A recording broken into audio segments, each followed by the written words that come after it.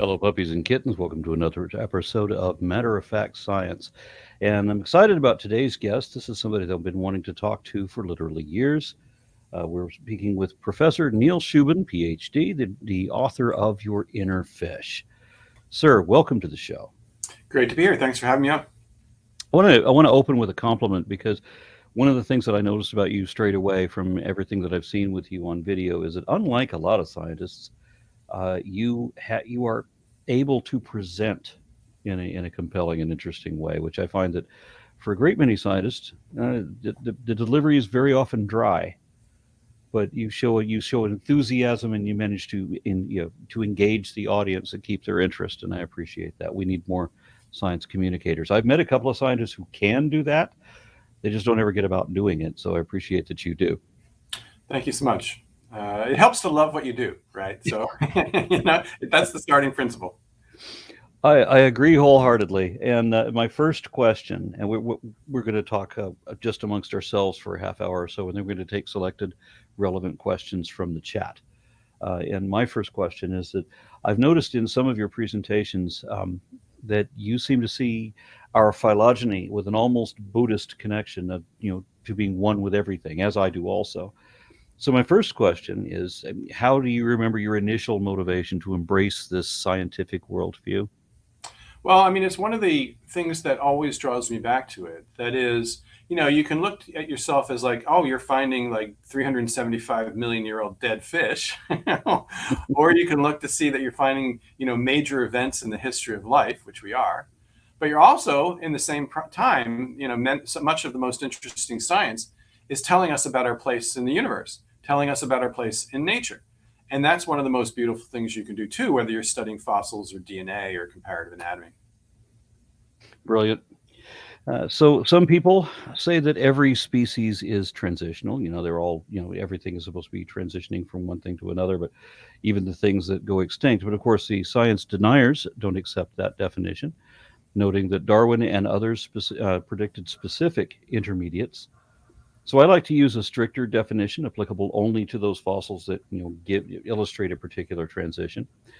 And I've heard you use that word that way too. So do you have a succinct definition or explanation as to whether we know whether a species qualifies as a transitional intermediate?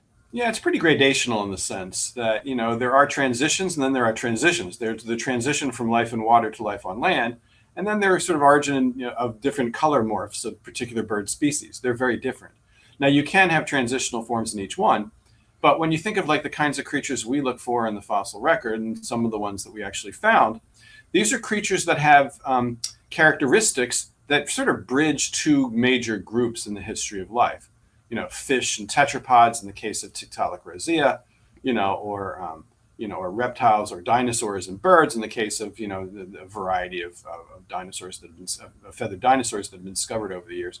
So they have characteristics that bridge the groups. Now they could share those characteristics among the groups, between the groups, but also they may have intermediate conditions that it may be rather than a fully blown limb, it may be a halfway limb in some ways. So again, they're just showing the nature of the transition that happened millions of years ago in some of these great events in the history of life. I remember trying to argue as a kid because I was never a creationist like everybody else in my family was. I think I was the only odd one out. Somebody, a second grade science teacher, had given me a book on dinosaurs, and it had a kind of like an early version of a cladogram in it. And so I had an idea of how everything was connected. And I was a little mystified that nobody else saw it that way.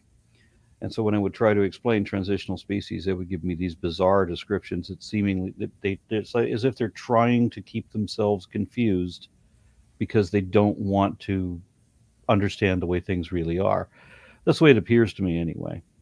Now, as a child, I knew about Archaeopteryx and Australopithecus, but whenever creationists would quip that we never found a fish with feet, I had to admit that we hadn't yet found the right sort of four-legged fish to fit the bill.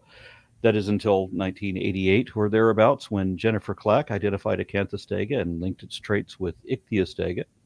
And from then on, Acanthostega became my favorite transitional species because it is the Darwin fish. Just a fish with legs just like this logo. And but then you dug up Tiktaalik, and that became the new darling of evolutionary science. So tell me, what makes Tiktaalik a better example of a transitional species? Well, when you think about a transitional form, you have to think of two things. You have to think of the fossil itself and the characteristics it has, like what I was just telling you about, transitional forms. But also, and importantly, and this touches to the nature of what science is, you have to think of the discovery process.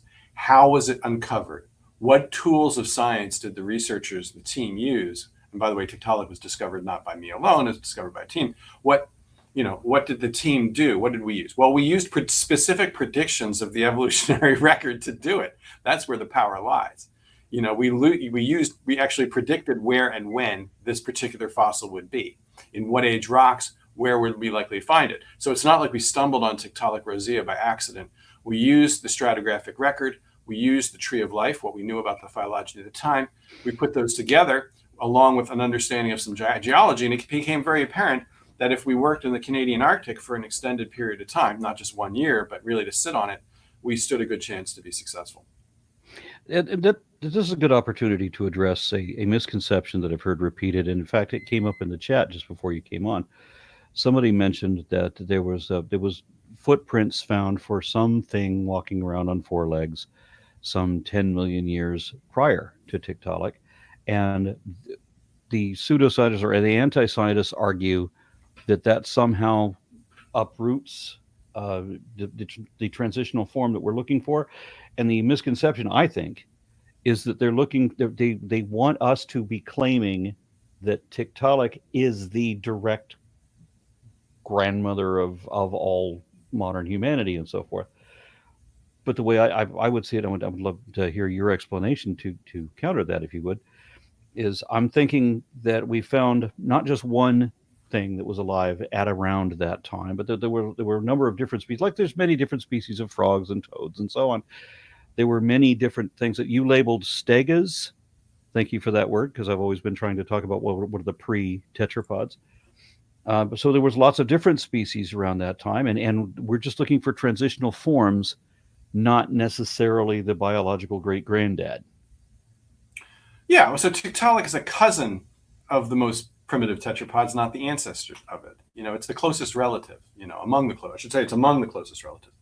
But, it's useful to ask the question, when you have footprint evidence like that or trackway evidence, you really don't know who the maker is. That's the problem. You don't know whether that's a creature that had limbs. It could very easily have had a fin-like structure to make those, because we know that fish can walk. We know that some living fish today, and indeed many fossil fish, if we look at their structures, were capable of walking too. So the question is, who made those trackways? It could very easily have been made in water by a creature like a walking fish, many of which we know today. And I think that's a really important point, because we don't have skeletons that go back that early at all. In fact, that's dramatically early. So when you look at sort of trackway evidence like that, you have to ask about the maker. And it couples, what supports that is if you look at the trackways themselves and the prints in the trackways, none of them have digits. So whatever was walking clearly didn't have digits, or at least they weren't preserved. So calling that the track maker from the Polish trackways, a tetrapod, is a bit of a stretch. It's a hypothesis, but it's not a very well supported one. And even if it was, wait, just a second, Arn. Sorry. What you're talking about, how Tiktaalik was maybe a cousin of the ancestor that moved on to land. In your book, were you the one who wrote about the graveyard analogy? Yeah. Dropped off to any grave site. Yeah, exactly. So people might quibble, well, this isn't the exact link. This is a cousin of the link. But then if you're doing your own ancestry and trying to find your own ancestor 1,000 years ago, if you could find the graveyard to begin with, or the burial site, you've explained it better.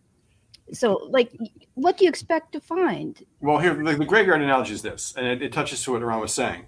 That is, if you just dropped me to any random cemetery on planet Earth and gave me a DNA tester, and I just tested the DNA and all those, I would find some of those people in that cemetery are more closely related to me than others. Whether that cemetery had graves from the 1700s, the 1600s, or the 2000s, right? So I'm looking at relatedness, not time as much. when I look at things like that. That's looking at degrees of cousinness when we do phylogenetic history or evolutionary history. And that's exactly what Aram was saying about Tiktaalik. We're looking at its cousinness. The timing actually was very predictive in helping us find it. But in terms of its interpretation, it's a little more challenging. Okay. One more question. What pointed you to the Canadian Arctic for Tiktaalik? Yeah, so when you look for fossils, you're looking, and particularly when you're looking for new places to find them, you're looking for places in the world that have three things. Rocks of the right age to hold the fossils of interest, rocks of the right type to produce those fossils. Not every rock's going to do it. And then rocks that are accessible or exposed at the surface. Canadian Arctic had all those in spades.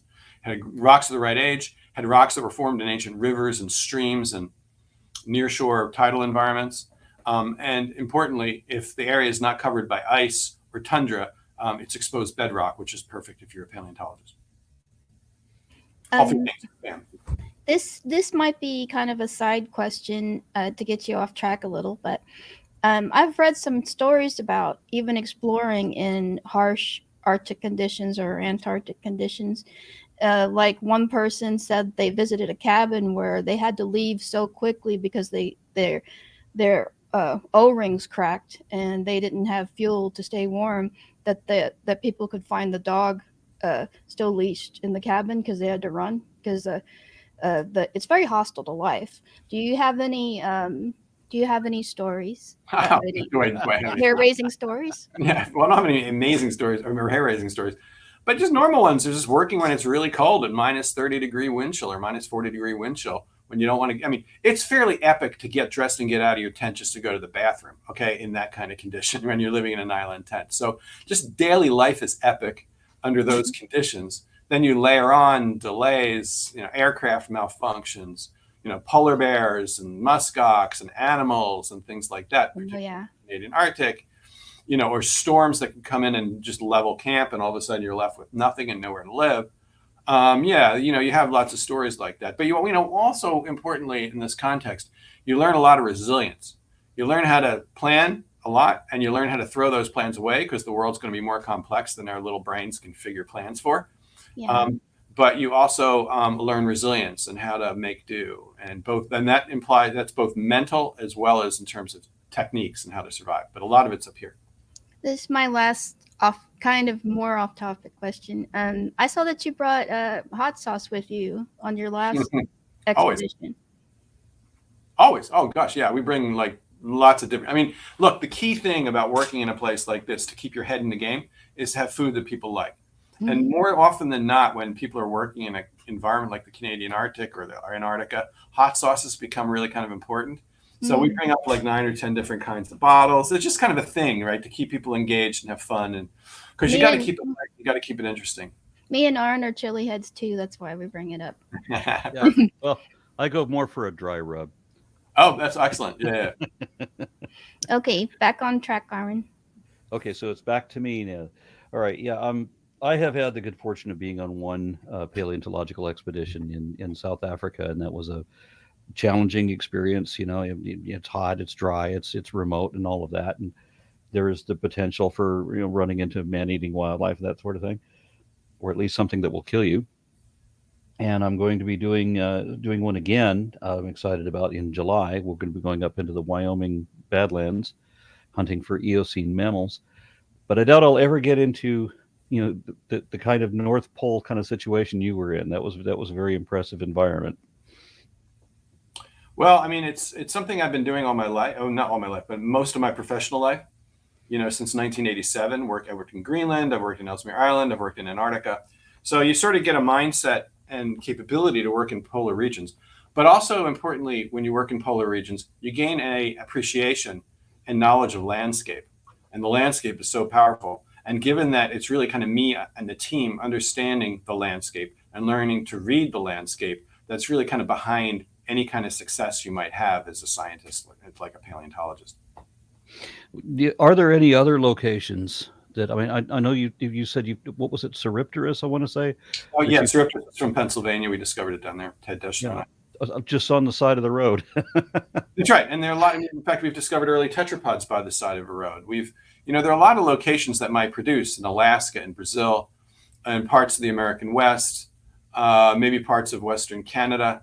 There's a whole world to explore, right? And when you're a scientist, there's kind of the whole world's your toy store, right? I mean, what I have is a puzzle, and it's like a global treasure hunt, you know. So that's kind of what it's about for me. That's how I see the world, right? Arna and I were lucky enough to listen to your interfish before he went on the South African expedition, and you talked about how at first it's really hard to spot a fossil because then your eyes start to get keen about what you're looking for, right? Correct. And so that helped Arn out. I think he found. What did you find in South Africa? Well, we weren't certain about much of them. They were therapsids. Everything that I found was a therapsid, but we weren't certain about what type. There's just generalities. There was never enough there to to identify a specific species. And you're talking about people finding fossils on the road and stuff like that. If you know what you're looking for, like what bone looks like when it's exposed. Well, he was lucky. He found a mouth with teeth. That's like the best thing you can get.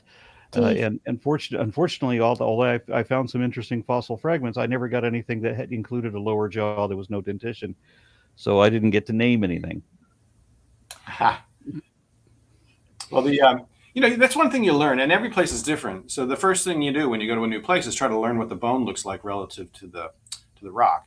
And so it's really training your eyes, training your perception, keeping your perception and an awareness of of the landscape, in your head, and very flexible, because you got to learn. And because the search images I have for fossils discovered in the Canadian Arctic might not help me, if I go to Antarctica, might not help me if I go to Wyoming or what have you. I have to learn new ones. But the thing I've learned is, having done this long enough, is I might struggle for a little bit, not find anything for the first week, but eventually my eyes and my perception will twig in, because naturally we humans are very good at deciphering patterns, which is important.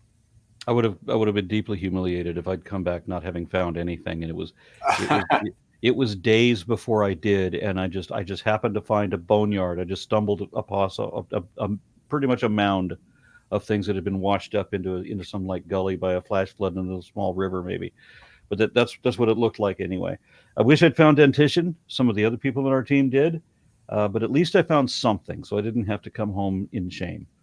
So, I got another question for you. You and I both find it fascinating exploring our evident origins and our phylogenetic connection to all other things. But a lot of other people would rather not know anything about that, preferring to make believe in some other origin instead. So, how do we instill in other people a desire to understand what you study that some other people find confusing, confounding, or even terrifying? Yeah, my approach is, and there are many different approaches, and I'm not going to tell people how to do it. But what's worked for me is to tell the human discovery stories that underlie science.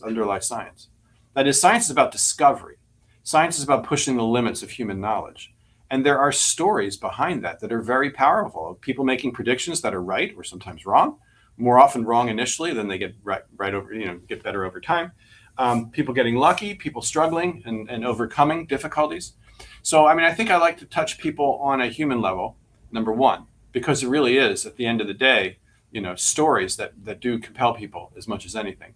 And then I try to convey the fact of it, how beautiful it is. How beautiful it is actually finding a fish with wrists and ankles and elbows and knees. That's pretty amazing. A fish with lungs and gills. There's a wow to it. And so I think the more we can inspire people by human stories, by instances and examples of awe and wonder, by the joy of science, not just as a static book of knowledge, but one that's ever being rewritten by humans, at the tip of the spear of human knowledge. Those are the things that I think can compel people, not necessarily telling them they're stupid. I don't think that one has worked as well as the other stuff I'm talking about. Yeah, the way I look at it, I wish I could get people to understand that we're not being told what to believe, and we don't actually have to believe that the scientific perspective is an investigation, which works entirely differently. But there are people that just don't seem to be able to get that point. Okay, so I'm out of my questions. Lalonda, I have a follow-up question to that. Okay. I noticed that you can ask Neil to visit your classroom by Zoom. Are you still doing that? I did. That was a lockdown thing. I'm not doing that as much anymore. People are more than welcome to reach out to me. It just I can't guarantee my schedule will allow it. So I had a big void in my schedule during the lockdown period when my lab was closed. So I was taking anybody who would ask. Now I can, but it just depends on what the timing is, really, kind of more than anything else, because I have a couple day jobs. So who did you get to share with? What age groups when you did do Oh, that? I'd say about 140 classes around the country, around the world, actually. Everything from elementary school to college. I mean, it was pretty broad. It was really broad. People from all, a lot of different states. I don't have a list of them. No, it was pretty great. I mean, it was a great way for me to meet people, to drop into different classrooms and meet different students, interact with teachers. Oh yeah, I recommend it. I taught middle school students. How did you engage elementary school students about? Well, elementary school students are really interested in polar bears. Polar bears. They're very interested in the Arctic piece. Mm-hmm. So there's something for everybody, right? You just got to Right. find what, some of them, and a lot, by the way, elementary students love fossils too, Mm-hmm. and so it's just a matter of, working with your audience, kind of learning to read the room a little bit on, what they want, what they don't want. Yeah, my favorite period was the Permian, and even though there's no dinosaurs, and all the kids want to know about dinosaurs, there's no dinosaurs in the Permian, but I think it's just as fascinating because we have an entire ecosystem fully populated, but with the wrong things, in a manner of speaking, like where everything looks different. I would beg to disagree, but it's okay. If you could show up in a time travel device, just wake up in this, you might not recognize it as our own planet. When you see some of the unfamiliar vegetation and everything, I think that's interesting. When that version of a hippopotamus or a moose would be some semi-reptilian thing of horrendous ugliness. But anyway, Lalandra, do we have questions from the chat? We still have a little time, and there are only a few questions. Okay. I was also going to ask. You said that you showed Tiktaalik to kids before, Mm-hmm. and what did they think about it? Well, this is the cast of the head. I love carrying it around with me. Mm-hmm. Yeah, so I took it into a class of kids about 6 years old, Mm-hmm. and in that case, I brought a cast of the head and the body, at least what we had at the time. Mm-hmm. And I asked them. I said, "Hey, kids, what do you think? What is this?" And one kid said, "Oh, that looks like a crocodile. It's got a crocodile-like head. You just look at the head; it's kind of, flat head with eyes on top, kind of thing." Then one kid corrected him and said, "No, it's a fish that has scales and fins," because the specimen I brought in the fins. And I said, "You're all both kind of right." Mm-hmm. It was kind of perfect, that moment. Mm-hmm. That's one of the arguments I bring up for trying to explain convergent evolution. How many different animals have taken on the ambush crocodile? Yeah, trait? the shape. Yeah, it's very common, throughout the fossil record. Yeah, Ambulocetus tried it for a bit, before moving on to become whales and so forth. All right, what was your next one, dear? I think some of the things you were talking about, like getting people excited, not just about a static science book, but about the history of discovery, stuff like that. Is that not in your new book, Some Assembly Required? I like to think it's in the new book. Yeah. I tried like crazy to make that happen in the new book. So yeah. What is one of your favorite science discovery stories from that book? Oh, I just love that one because there's so many people who discovered how viruses have invaded our genome and been redeployed by evolution to make basic structures. That's a great one. Mm-hmm. The role of development in evolution, how subtle changes to embryos can bring about large changes in evolution and how they happen. And particularly the molecular biology, understanding how that happens at the molecular level was really amazing. But the biggest, I think, is the main point, is that many of the features we associate with the great transitions in the history of life, say lungs, right? People think, well, lungs evolved to help creatures walk on land, or feathers, feathers evolved to help, birds fly from their distant ancestors. When you think of these features, that lungs evolved to help creatures walk on land, and feathers evolved to help descendants of reptiles fly. You're being in good company to think that that's how they evolved, but you'd also be entirely wrong, because we've known that for over a century. that lungs evolved in fish living in water, feathers evolved in primitive in dinosaurs living on not that weren't flying. So pretty much all the major features we associate with the great transitions in the history of life typically arose well before the transition itself. They rose in different settings.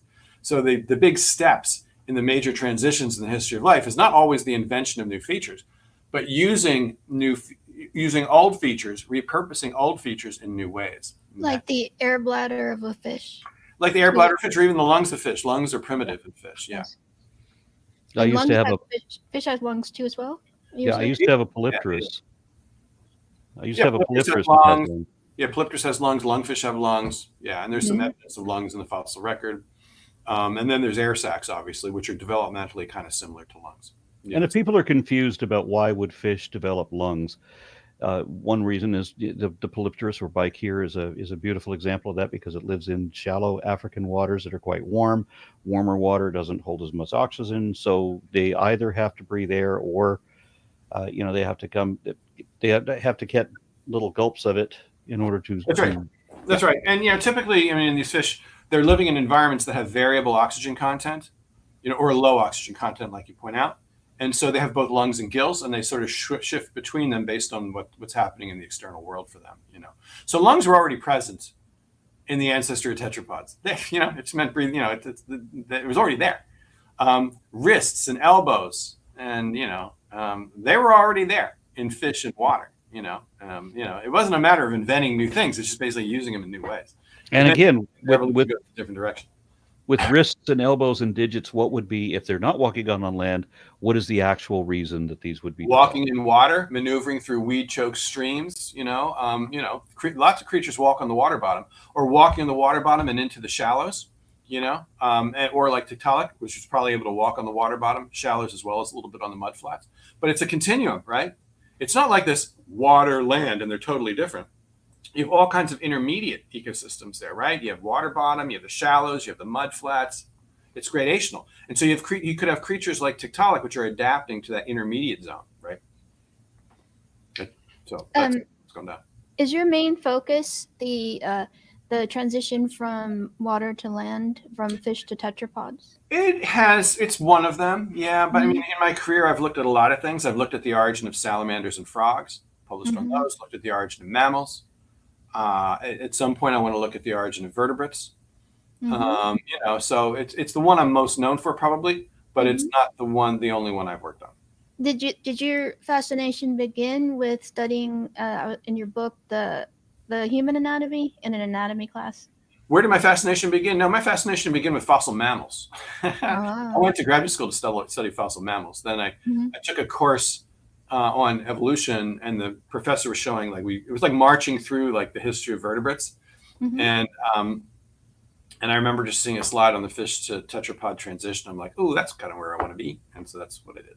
Shifted down to that. Went down a couple 100 million years. Have you ever had issues? Do you argue with naysayers about Tiktaalik? No, that's just I rarely get approached by them. Almost never. Really? Well, I would imagine that I've spoken in throughout the Bible Belt. I've never had anybody challenge me because it's kind of hard because I present Tiktaalik and I bring it. I give the story. Oh, by the way, here's a fish with elbows. Here, let me show you the elbow. I don't have it right here right now, but I don't have a cast of it. But I could easily pull one out. It's kind of hard to say no to it when I give the discovery story and then bring the fossil in. And never. One of the arguments I had about, and I'm like, look, here's a salamander. And their usual rebuttal is that's just a weird animal. So Tiktaalik's just a weird animal, though he's not a salamander. He's not a salamander, or she's not a salamander, or they. He or she or they. Not salamander. Yeah. Okay. Well, that. Go ahead. Did you have a follow up? No, you were mentioning the history of discovery, and your favorite example. I wanted to just throw mine out there. Was the Maastricht animal was my favorite. 90 feet deep in a quarry, they discover the head of a mosasaurus, and it's the first thing that's ever recognized as being an extinct species from a foregone time. This had to overturn everybody's idea of things, and I think that's a fascinating story. Well, that's one of the great things about working, in the field. You find a physical object which can change the way people think about things, or sometimes even themselves. That's kind of powerful stuff, right? Mhm. So we're 30 minutes into it, dear. Do we have Okay. questions assembled? Yes. Let's see what we got here. Um, Robert F. Jobin Jr. says, "I love these. Thanks for exposing us to science like this. Any idea how notochords evolved from soft body matter?"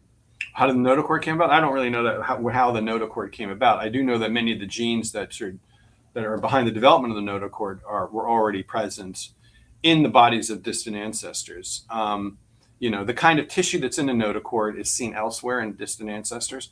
It's just having a notochord itself. I don't know how that particular structure came about. You can find some of the earlier ancestral forms with forming notochords, right? Like, Oh is it yeah, definitely. You coincidence? find, so if you look at hemichordates, you look at Yeah. urochordates, you Mhm. look at cephalochordates, they all have notochordal, either true notochords or notochordal tissue, in some way, or either partial or complete. Okay, next question. What books does Mr. Shubin recommend reading? Yeah, there are lots of really great ones out there. In science, I'm very eclectic in the kinds of science that I read. So I like Robert Sapolsky's books on behave. Franz van der Waals' book on behavior, and Your Inner Ape is another good one that was written, or Our Inner Ape was another good one looking at behavior. Steve Brusati's Rise and Fall of Dinosaurs, I think, is a really great book on dinosaurs. Has a lot going there. I like Richard Dawkins's Ancestor's Tale. It's kind of a long treatment of the history of life, but it's a very good one. I also like his. There's a lot of Dawkins that in terms of the science part of Dawkins, that I like a lot. What else? Jerry Coyne's Why Evolution is True is a really fabulous book. There's quite a bit out there. I mean, we're really lucky to have a lot of great science writers out there. Pretty much anything by Carl Zimmer, Ed Young, and then there are a lot of great scientist writers out there, and like Jerry Coyne and Steve Brusati and others. So I recommend all those. Okay. This doesn't sound like a question. It's not formed in a question, but probably if you want to discuss it. I just remembered what's going on with this so-called soft dinosaur tissue that's been found. Seems like that would break international news. Yeah, well, if You're the confirmed, it would, T-Rex. but it's going to be hard to confirm those kinds of things. There Mhm. are tissues, potential tissues, certainly mummified tissues and so forth. But when you talk about actual soft tissue with all the proteins and so forth, that's going to need a lot of verification before we can really jump up and down about it. There was a creationist who wrote a book on it, Fuzz Rana, I think, who was explaining how collagen, for example, is just extremely durable and can actually withstand all these ages, and again can even reconfigure it or restructure itself. I'm trying to remember how he phrased that. It does. In other words, it's not. It doesn't always entirely degrade. It And depends. I mean, but it's also when you're dealing with these things in fossils, they may be at such low concentrations that sometimes contamination. Remember, to make a fossil, what you have is a lot of water percolating through there. So it takes a lot to demonstrate a soft tissue or to demonstrate a biomolecule that's from a fossil that's say 400 million years old. It takes a lot of work. It takes a lot of verification, and it's honestly, for really old fossils, it hasn't happened yet. a lot of times people will think that they found blood cells, right? But they didn't really find blood cells. They found heme, the That's right. iron-based molecule. So they found the remains of blood. They found the remains of blood veins and so forth, not That's right. necessarily the thing itself. And we find those all the time. And if I had $1 for every time somebody emailed me that they found a fossil, brain or liver or something like that, I'd be pretty rich right now. But it turns out finding structures like that is incredibly difficult, particularly as you get sort of deep in the fossil record. I've seen stories that they had found like a 4-chamber heart for a dinosaur or whatever, and things like that. Have there ever been any? Yeah, I mean, you'll see. I mean, so for instance, if you look, we discovered a Jurassic salamander that had eyes, its stomach content. You can see its tails and gill filaments. You can see the soft tissues, but they're fossilized soft tissues. They're not the actual preserved tissues themselves. So yeah, you can see that stuff in some fossils, in some exceptional preservation, most definitely. But again, I'm not seeing the tissue itself. I'm seeing the fossilized version of that tissue. Very good. Okay, next question. We have uncovered a lot of details on the fish tetrapod transition in the last decades. I was wondering, what questions about this that are still open do you find most interesting? Yeah, one thing I'm really interested in is the hind fin and hind limb. We know a lot about the forelimb, and so we think of these things as front-wheel drive animals, but there's something going on with the hind fin and the leg that's going on. So what's going on with the legs of these creatures, the back half? We're really good at understanding the front half. It's the back half that I think we want to know a whole lot more. I think we also want to know at a more refined level, how did digits, actually true digits, come about genetically? We have some really good candidates for the genes there, and we're really at the cusp, I think, of some big discoveries there, which I think is really, really exciting. I was always confused as to why it is that supposedly the gene for 6 fingers is dominant. Actually, there's several genes for polydactyly. So there's several ways to produce a polydactylous appendage, not just one. And so that's the thing about it. It's actually, there's a fair number of genetic roots to the same thing. But as with a lot of these traits, the reason why they don't get fixed in populations is there's probably some hidden deleterious effect that we're not seeing. Okay. What would the back limbs of tetrapods tell us? Pelvic development? Yeah, and it would tell us how they walked. Yeah. Were they dragging themselves with the front, or were they walking on 4 legs, or did they walk on 4 legs in water and then, 2 legs in water and 4 legs on land? We really kind of want to understand how these creatures moved about, how they fed and so forth. And we have enough fossils. See, Tiktaalik is not just one fossil. It's several, actually. It's a lot. And we know other creatures like Tiktaalik from the fossil record as well, which are, really well preserved too. So we're getting a very good sampling of this sort of this portion of the tree of life. But we still kind of, are biased in our collections on certain parts of the animal, the hind fin being less well known than the others. And which is, knowing something about that would be really great, because we'd have a better understanding of what gaits these creatures used as they made the transition from life in water to life. Aren't there some extant animals like walking catfish, that kind of scoot on land? Oh yeah, plenty. Yeah, we can learn a lot from them. Mud skippers, climbing perch, all kinds of frogfish, epaulet sharks, lungfish and others that can actually walk in some cases bipedally.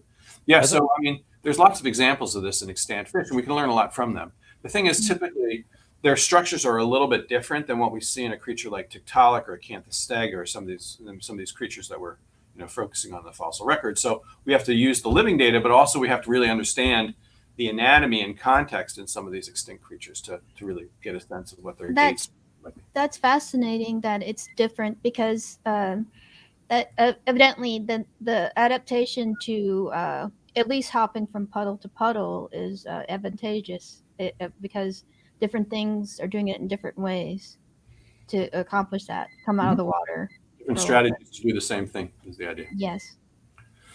Okay, this next question.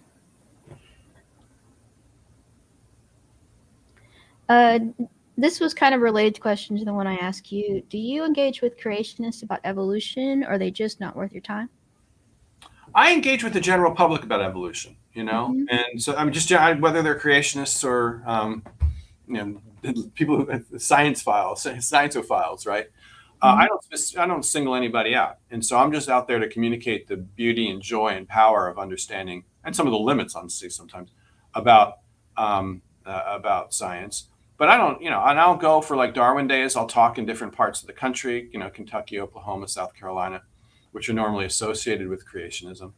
But when I give a talk, honestly, when I give like Finding Your Inner Fish, which is kind of a talk I give about, discovering Tiktaalik and our connections to the rest of life on our planet, and if I'm giving that, I could give that in Greensboro, South Carolina, or Stillwater, Oklahoma, or whatever. And I think, I'm going to have a ton of creationists show up. Almost universally, it's people self-select to be there. And the people who self-select to be there are people who are curious about science, and they usually bring their kids and so forth. So, and they tend to be the most enthusiastic audiences, so that's kind of fun.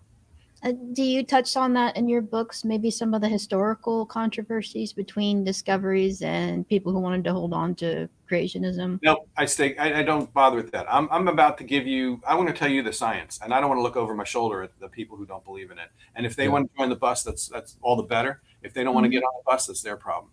I just want to throw out there that the questions that she's reading now are not from us. They're No, I from get the it. chat. Yeah, from the audience. Yeah. Okay. Well, the follow-up questions were mine, but the beginning questions are not. What are? Oh no, the next one is: have you ever personally debunked or been called to debunk a cryptid fake? No, once for a journal, which I was involved in. It truly was a fake. It was half plaster. So I mean that kind of thing. Yeah. So I Well, was. that's interesting. What was that? It was an early panther-like animal that was claimed to be like the earliest cheetah or panther in the fossil record. I'm forgetting which one. It was a number of years ago. And yeah, so as an editor, we were like, hey, what's going on here? And I looked at the paper and I said, you know what? The best way to solve this is just to CT scan it because you can tell the difference between fossil and plaster really quickly. And yeah, so the CT scan was fairly definitive on that. I Okay. think cheetahs are interesting example of evolution. They've got kind of a fixed leg, almost like a dog. Mm-hmm. I guess for running. Maybe that came after, developed after their ancestors, which had more, movable legs like cats do. For whatever reason, I think it's more Climbing interesting legs. that they evolved in North America before moving over to Africa and Asia. Also interesting. Yeah. Okay. The next question is. Drum roll.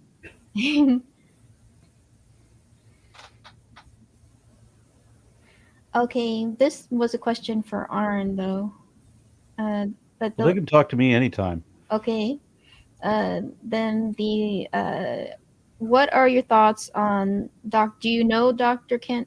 Doctor with air quotes. We're not. Dr. Kent You're not going to Copeland? ask. You're not going to ask Shubin about that guy. I don't know. Yeah. Okay. Let's just move to the next question. Okay. I don't usually know tax cheats, so. Yeah. Okay. Oh, you did know something. Oh, Okay. I read about him in the paper, sure, but I never met him. No. Mm. The last question: Do we have a fossil chain showing the shift from gills to labyrinthian type early lungs? There was no shift to gills and lungs. What happened was you had lungs and gills primitively in the fossil record. So, so there really wasn't a shift. It was actually you had creatures with both, and then they lost the gills. Now, lungs develop as a simple outpocketing of the gut tube during development. So there's examples of proto lungs that we see, different kinds of lungs, and we also understand the genes that drove the development of lungs. So no, it's not like there was a shift from gills to lungs. No, you had creatures with gills that had lungs at the same time, and then over time the gills were lost as creatures, eventually adapted to life on land. Yeah, for myself, when we're talking about transitional species, there are people that want to put things into kind categories. And if you look at like how Richard Owen put things, I mean, he thought that amphibians and reptiles were basically the same thing, but these were distinctly different from mammals. And then you get all the fossil therapsids that connect those, so that there's no way that there's just no line between them anymore. And of course, your field covers what would have to be the most distinct group, the terrestrial tetrapods and the traditional colloquial concept of fish. And now we have that completely fleshed out, where again, there's no line between these two. Mm-hmm. Definitely. What you were saying about studying the early development in evolution during the embryonic phase, that kind of fascinates me, because like it's just modification to like air bladder or a body plan like how many fingers or Tiktaalik, the structural differences, those at the embryonic phase, that's something that if it goes wrong, the fetus miscarries, like a really died pain. soon after birth, definitely. Yeah. Yeah, no, it's fascinating. So that's why my lab does both. We study embryology and genetics as well as as well as fossils. And the transition you're talking about has some structural changes that seem, I don't know, they don't seem that radical. They're just like The actual you're changes saying. aren't that big for as you Yeah. go from like Tiktaalik to Acanthostega. It's not like you're reinventing the body plan. They're kind of more Yeah. tweaks. It's still four-limbed, but fish, fish or it's their fins, But that was our last question. Yeah, I was going through them, and it looks like there's some of these questions have been repeated, and some of them really, frankly, don't apply. So I wouldn't burden him with those. All right. Last question. Away from Tiktaalik and tetrapods, what is your next area of fascination, or where are you going to travel in the world to find this fossil? Or well, my plans aren't really fleshed out entirely yet, but the one thing I'd really like to study in the coming phase of my career is the origin of vertebrates. Finding the sort of the early vertebrates, how creatures with a vertebrate body plan came about. It was an event that happened in the Cambrian, and so we'll almost certainly be doing some expeditions there in the coming years. And where would be the best place to go for that? I'd say Western Canada wouldn't be bad. I think parts of the Canadian Arctic would be very good. I think parts of the western interior of the United States would be good as well. So, okay. And do you have any advice for our expedition to? We're going to an area that's dated at 48 million years old. So, Eocene mammals. Wyoming. Have fun. You're going to find a lot. That's where I cut my teeth, was working in early mammals. Not in the Eocene. I was more in the Cretaceous, but. Yeah, it's just fun finding them. You're going to see that glint, in the ground. It'll be some enamel that's talking to you, and you'll pull it out, and you'll say, "Wow, I'm just holding something that's over 30 million years old." Our only worry is going to the bathroom is we might step on a rattlesnake or. Well, you can have tried doing that at -40 in Antarctica in the middle of So yeah, it's nothing in comparison. I bought my wife these fiberglass shin guards. Perfect. Because just the last thing I need 70 miles from the nearest town is to nurse a rattlesnake bite, right? Yeah, you don't want that. So, I would like to know when you were talking about Cretaceous mammals. Give us some examples of those where you're like Velaticotherium or Triconodonts. What are we talking Leptichids. This was when I was an undergraduate, so this is over 40 years ago. So this was. You don't look that old. Yeah, I'm 61 and a half. You're older than me? I'm way older than I'm older than everybody. Except people, it's just not fair. It's just not fair that you look younger than me. I'm feeling young. Science keeps you young. Let's put it that way. It's been a long time. I don't remember the taxa that I found. We were also looking for dinosaurs in the Cretaceous as well, but we ended up doing a lot of screen washing in a site in eastern Wyoming, a place called Bushy Tail Blowout. Mm-hmm. Bushy Tail Boa? What did you say? Blowout. It was a blowout of rocks found by somebody who was wide-eyed and bushy-tailed, so it got known as Bushy Tail Blowout. Okay. Because I wanted you to tell us a little bit something, because people don't know. They're thinking Cretaceous mammals. They're thinking about modern mammals in the Cretaceous. Give us an idea of what was in the Cretaceous as far as mammals. Yeah, these are small rodent-like animals. But there was actually more diversity now that we know now than we knew existed then. But at the time, we were looking for small rodent-like animals. And we were looking very specifically for their teeth, because you could tell the differences between them by the cusp patterns on their teeth. And so we trained pretty heavily before the expedition in learning the different dental patterns of modes of occlusion of these early mammals. It was fun. I really got taught me a lot about finding fossils. It taught me a lot about patience that's necessary to do it. So. Okay, and I did see that somebody else had posted a follow-up question or another question after that. It says, I have seen that digit formation is controlled by a Turing mechanism, pattern formation, and they're asking for thoughts. Yeah, I think it's really cool. So what you have is, in the sense when during development, you have a limb bud, and the limb bud grows off the side of the body, and you have the cells secreting these factors which just diffuse across the developing limb bud as it changes size, as it develops. So, and then you have portions that are actively degrading those factors. So it's a classic Turing kind of pattern. Turing, Alan Turing was sort of a genius, even in so many different ways in terms of thinking about the quantitative fundamentals of computation. But he also made some important strides in understanding developmental biology. He had a number of equations that described how simple factors that are produced in developing tissues can produce complex patterns like digits. And there were a series of experiments, and there's a paper that came out about 6 years ago now that was very influential in those regards. So yeah, in that regard. Okay. All right. So, do you have any more, dear? No. Okay. I think. All right. There was one other question of it.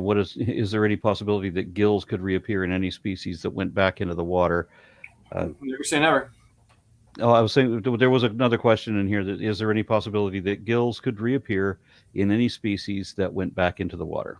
Yeah, but they'd be different from the gills that existed in your fishy ancestors. They'd be a different kind of gill, or there's lots of ways to uptake oxygen from water, whether it's through the skin, through other structures as well. It just depends on the creature. But if you did evolve, if gills did re-evolve in some way, shape, or form in a creature somewhere in the future, they'd almost certainly look different than the fishy gills we're used to. They'd be a different kind of gill. Yeah, maybe something like what an axolotl wears, or something. Yeah, or something a version of that, or it could be who knows. Running down the spine, perhaps. Yeah, it could be anything.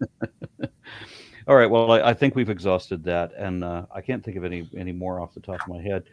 And normally these conversations go way over, and this could be the first one that's gone under a bit. But I want to thank you for your participation. I do appreciate your work. I've seen your documentaries, read your books, both brilliant, and I like the way you present. That's helpful because, as I said, we need some more science communicators. And I know a couple of people who can do it, but they're engrossed in their everyday jobs, and so don't use that talent to get the word out, more or less, for matters of public education. Thank you very much. Yes? Thank you. On that note, what are some of your new projects that maybe people aren't aware of that you want people to meet? Sure. We're doing a new reconstruction of Tiktaalik. It's going to look very different from the one you're familiar with because we now have all the bones all the way up to the hind fin, and we've scanned them all. So that's going to be something that will appear in the next 6 months. We've discovered a new Tiktaalik-like creature, a new relative of Tiktaalik up in the Canadian Arctic. So we're working on that. And then there's all kinds of new developmental stories that are going to come out of the lab as well. But those are the two biggest paleontology ones. That's a big news. Yes, but I can't tell you more than that. And also, you have educational resources for teachers on PBS, right? Yeah, we do on the PBS site. So if you go to PBS Uriner Fish, you'll see lots of educational resources. You'll also see them at HHMI Uriner Fish, the producers, Howard Hughes Medical Institute, HHMI. So you'll see that as well for resources. I've watched a lot of their lectures. Yeah, they're great. Yeah. All right. Well, thank you very much for that. I guess we can go ahead and close it out. It's been my great pleasure to have you on, and thank you for accepting my invitation to do so. Good to meet you, sir. Thank you.